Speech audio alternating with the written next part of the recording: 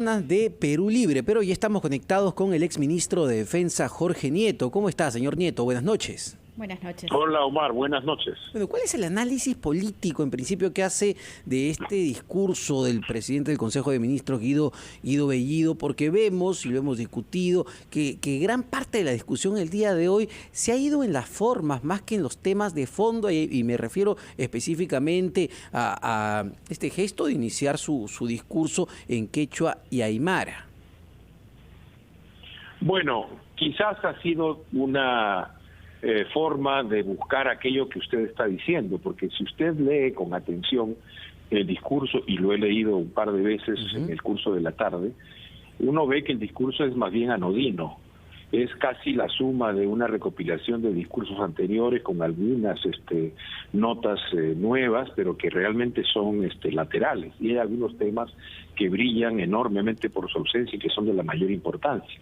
De modo que quizás la estrategia colocada, y creo que eso sí ha sido muy pensado por el señor que va en busca del voto de confianza del Congreso, es precisamente un discurso que pase tranquilo, en donde los temas centrales no sean los que tengan relevancia, sino más bien sea una cosa hasta cansada por la extensión del discurso, de modo que finalmente termine logrando el voto. Y digo el voto y no el voto de confianza, porque con ese discurso puede lograr el voto, pero difícilmente la confianza. De hecho, no solamente en el Congreso, sino en el país hay amplios sectores en donde el sentimiento principal es la incertidumbre, que no es precisamente un primo hermano de la confianza, sino todo lo contrario. Por tanto, lo que parece ser es que la estrategia colocada por quien va al Congreso a buscar el voto es más bien pasar suavecito y sin mayor complicación para lograr ese voto, aunque ese voto no implique la exposición de una visión y de un plan general de gobierno que implicaría ahí sí un debate que lleve a lograr acuerdos políticos que den confianza, sino simplemente pasar el trámite, porque finalmente ese es el objetivo que se ha trazado. Exministro, son las 8:15, le voy a pedir por favor que nos espere tan solo unos minutos, vamos a escuchar a nuestros anunciantes y luego continuamos conversando con usted acerca de lo que viene sucediendo en el Congreso de la República y el voto de confianza, si es que se lo otorgan o no, al presidente del Consejo de Ministros, Guido Bellido, y a los ministros.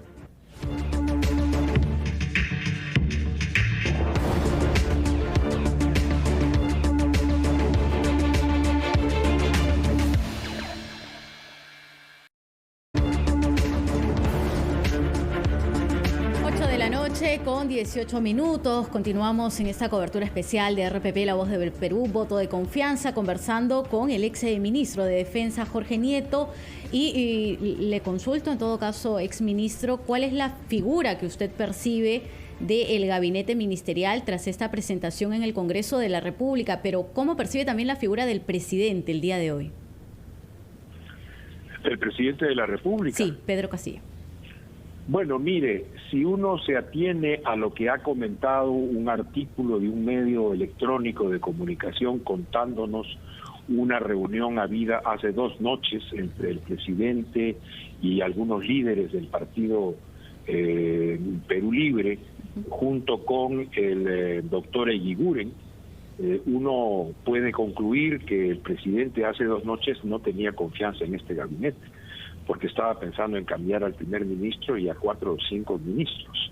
Pero luego de un encontronazo, según nos cuenta este medio de comunicación, que parece tener información fidedigna, y luego de gestiones y de conversaciones en la mañana del día siguiente, finalmente el presidente decide ir con ese gabinete al Congreso. Y luego, señor Nieto, no olvidemos de varios tuits del líder de Perú Libre, Vladimir Cerrón, bastante agresivos, que hablaban incluso, que utilizaban la palabra traición.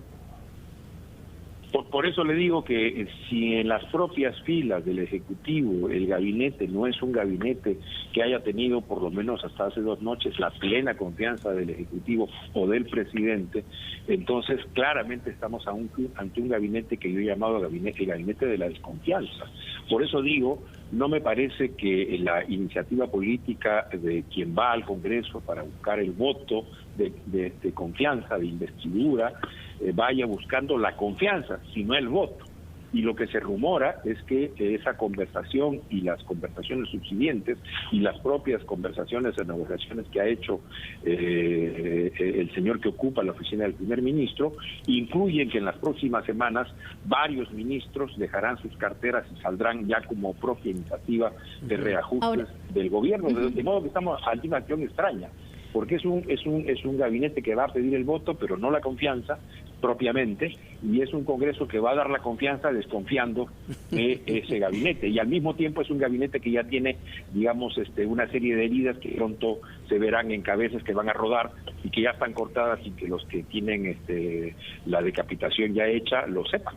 Y como está conformado actualmente, observa que es un gabinete que está capacitado para afrontar los conflictos sociales, y me refiero desde el ámbito, por ejemplo, minero, pasando por el ambiental, hasta el sector salud. Hay 195, por lo menos es lo que ha detectado la Defensoría del Pueblo, 195 conflictos sociales que necesitan una intervención desde el gobierno ya. El gabinete que se tiene en estos momentos, digamos que está en la capacidad para hacer intervención a este tipo de situaciones urgentes. Se supone que debería tenerlas porque viene de un partido de izquierda que se supone tiene vínculos con los movimientos sociales que están en las protestas en distintos lugares del país. Pero mire usted lo que ha pasado en la zona de la cual es originario el señor que ocupa el cargo de primer ministro. Fue a una conversación con sus paisanos y finalmente luego de eso ellos han seguido protestando y diciendo que no se les atiende y finalmente han logrado un acuerdo postergado para reuniones ulteriores. Yo quisiera creer que sí, que hay las posibilidades de encauzar ese conjunto de demandas, no solamente las demandas, que hay la posibilidad de que este gabinete gobierne, porque eso es lo que, para eso es para lo que están, para gobernar. Ahora, pero los gobernadores nos indican que no están a la altura de eso, por lo menos no todos. A ver, así le dé este Congreso de la República el voto de confianza al gabinete Bellido y en los siguientes días, semanas, empiecen a haber cambios, sobre todo en las carteras más cuestionadas. Pongo una de ellas nada más, la cartera de trabajo, por ejemplo. La presencia de Guido Bellido en la presidencia del Consejo de Ministros es sostenible, va a tener el liderazgo suficiente y la relación con el Parlamento y con el propio presidente de la República. Mire, yo lo he dicho hace ya varias semanas, desde que se anunció su nombramiento, tuve una conversación con otro colega de ustedes y yo enuncié con claridad que me parecía que tal como estaba diseñado se trataba de un gabinete de la desconfianza y que no merecía que el Congreso se la diera, porque en el caso particular del señor que ocupa la conducción, la coordinación del gabinete, pues ha tenido expresiones muy claras de simpatía con líderes y el propio movimiento senderista, de modo que eso me parece a mí que es una razón más que suficiente para que el Congreso no le diera de confianza, pero el Congreso se devana en cálculos, ¿no? Esto de las 2 balas de plata, que a veces parece más que piensan en la plata más que en las balas. Entonces yo creo que ahí hay un tema fundamental y me parece que la propia presencia del señor que ocupa la oficina del primer ministro no está generando la confianza, le digo, incluso parece ser en el propio Ejecutivo, de modo que creo que se cae por madura la respuesta a su pregunta, Omar. Bueno, y además hay temas urgentes, lo comentaba hace un momento Fernando Carvalho, nuestro compañero. Estamos discutiendo, insisto, en el tema de si el discurso comenzó en quechua, en aymara, estamos discutiendo el traslado de prisioneros de la base naval a otros recintos penitenciarios, cuando los temas de fondo siguen siendo la emergencia sanitaria y cómo hacemos para que la gente tenga trabajo y tenga plata en los bolsillos. Y ahí, lamentablemente, en el discurso no hemos escuchado mucho en el cómo se va a hacer y si hay plata para financiar eso. Solo generalidades. En el curso del día ha habido un Twitter de un importante ex funcionario público que menciona que de la semana del 8 de agosto a la semana del 22 de agosto o del 17 de agosto, las vacunaciones han descendido de 248,000 en promedio a 141,000, o sea, casi 100,000 vacunas menos de una semana a otra. Eso ya es un problema, porque lo que necesitamos es una muy exitosa campaña de vacunación y en efecto, como usted dice, lo que hemos visto en el discurso son básicamente generalidades. y necesitamos más que eso. Se necesita acción eficaz de parte del Estado. La vinimos teniendo, y ese fue uno de los aciertos del gobierno del presidente Sagasti y del gobierno transitorio. La vinimos teniendo. Finalmente se logró comenzar a desarrollar ese proceso, a que las vacunas llegaran, a que la campaña se desarrollara, pero luego hemos tenido dificultades. Yo espero que sean resueltas y que el ministro de Salud pueda hacerse cargo del asunto con toda fuerza. Él es de las personas más competentes en ese gabinete, ojalá que así sea.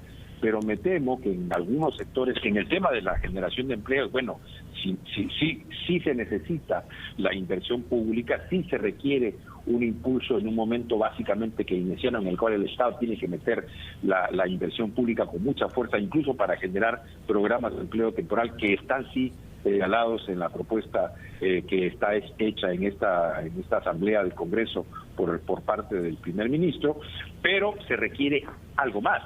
Se requiere incentivar, movilizar, convencer, ganar la confianza de la inversión privada, y me parece que eso, todos los indicadores nos indican, no se tiene. Por tanto, también allí en la generación de empleo, si no se hace el esfuerzo adecuado, si no se señala la visión necesaria, pues vamos a tener también dificultades.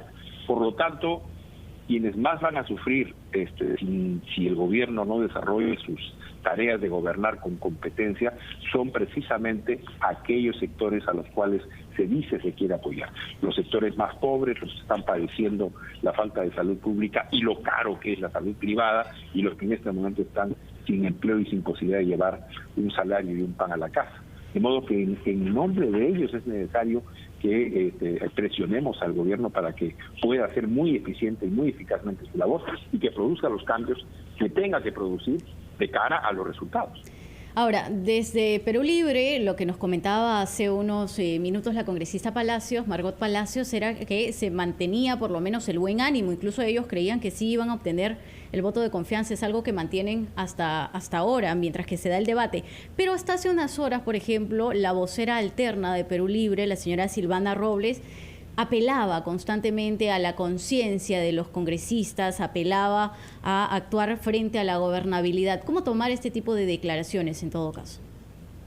Mire, es probable que tengan ya el voto del Congreso para pasar este trámite. La confianza definitivamente no la van a tener, y eso es claro en las intervenciones incluso de la gente que apoya y que estaría comprometida con su voto para darle solución al trámite que está pasando en este momento el gabinete en el Congreso.